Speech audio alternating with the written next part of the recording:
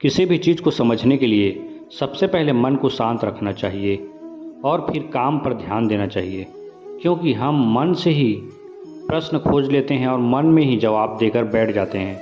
भगवान श्री कृष्ण ने मन को शांत रखने के लिए दो चीज़ें बताई हैं।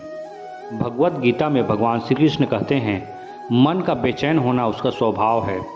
हमारे मन को लगता है कि अगर वह अलग अलग बातों के बारे में सोचता रहेगा तो हमें आने वाली हर मुश्किल और मुसीबत से बचा लेगा, पर ऐसा होता नहीं है। हम अपने जीवन का काफ़ी अधिक समय सोच विचार करके परेशान होने में निकाल देते हैं। भगवान श्री कृष्ण कहते हैं कि मन का यह स्वभाव बदलना मुश्किल ज़रूर है, असंभव नहीं। अच्छा, अब आप एक बात बताइए, क्या आप कौवे को कह सकते हैं कि वो काँव काँव की आवाज़ ना करे? या फिर क्या आप किसी मेढक को यह कह सकते हैं कि वह पानी देखते ही ऊंची छलांग ना मारे? हमारे मन का भी कुछ ऐसा ही है। जीवन में कुछ भी होता है, अच्छा या बुरा, हमारा मन उस पर काँव काँव काँव करने लगता है। काँव काँव से मेरा मतलब है चिंता करना, व्याकुल होना। कोई बुरी बात होती भी नहीं है और मन परेशानी की ऊंची ऊंची लपटें लेने लगता है।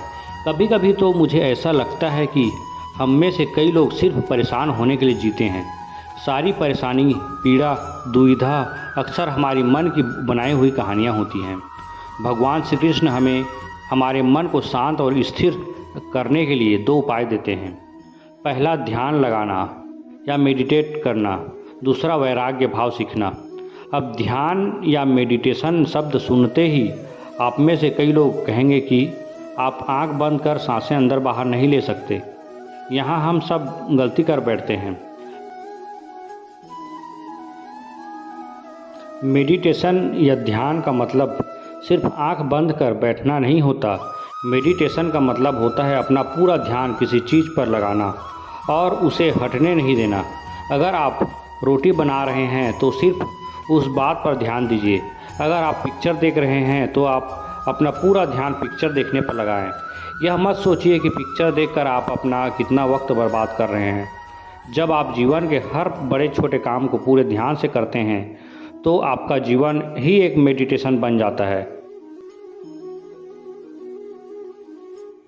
ऐसे जीवन में शांति, स्थिरता, साहस और सफलता का होना अनिवार्य है।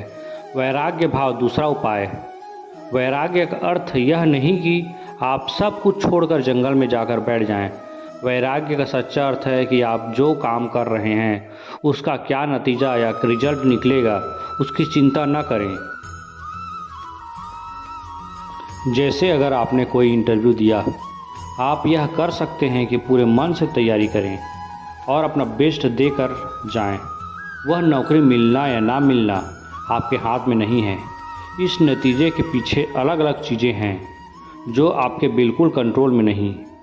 तो जिस चीज़ के बारे में आप कुछ नहीं कर सकते उसके बारे में चिंता भी ना करें।